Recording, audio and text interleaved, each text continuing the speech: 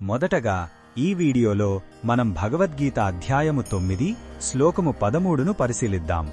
గత శ్లోకాలలో దైవత్వాన్ని గుర్తించలేని వారి గురించి చెప్పిన శ్రీకృష్ణుడు ఇప్పుడు దానికి భిన్నంగా ఉండే మహాత్ముల లక్షణాలను వివరిస్తున్నారు.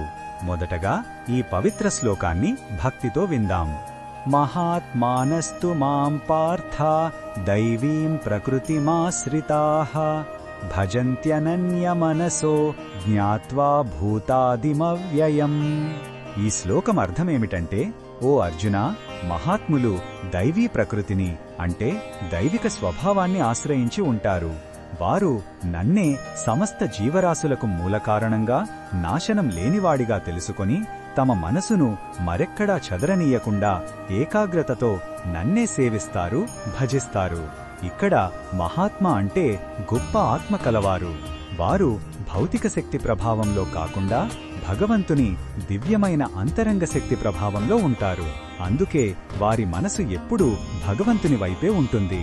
ఈ శ్లోకంలో ఉన్న భావం మనకు ఏమి చెప్తుందంటే, నిజమైన గొప్పతనం బయట కనిపించే వాటిలో కాదు, మన అంతరంగ స్థితిలో ఉంటుంది. దైవీ ప్రకృతిని ఆశ్రయించడం అంటే కరుణ, ప్రేమ, సేవ వంటి మంచి గుణాలను పెంచుకోవడం. అలాంటి వారు భగవంతునితో ఒక అందమైన అనుబంధాన్ని ఏర్పరుచుకుంటారు. వారి భక్తిలో ఎలాంటి స్వార్థం ఉండదు, అది జ్ఞానంతో కూడిన ప్రేమ.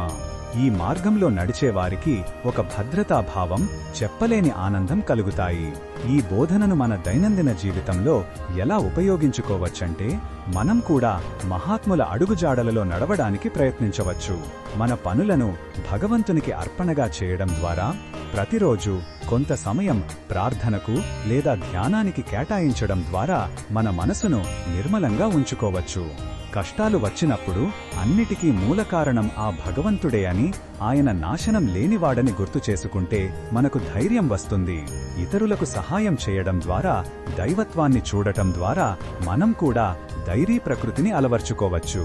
మరిన్ని భగవద్గీత శ్లోకాల అర్థాన్ని తెలుసుకోవాలంటే మా తదుపరి వీడియోలను తప్పకుండా చూడండి.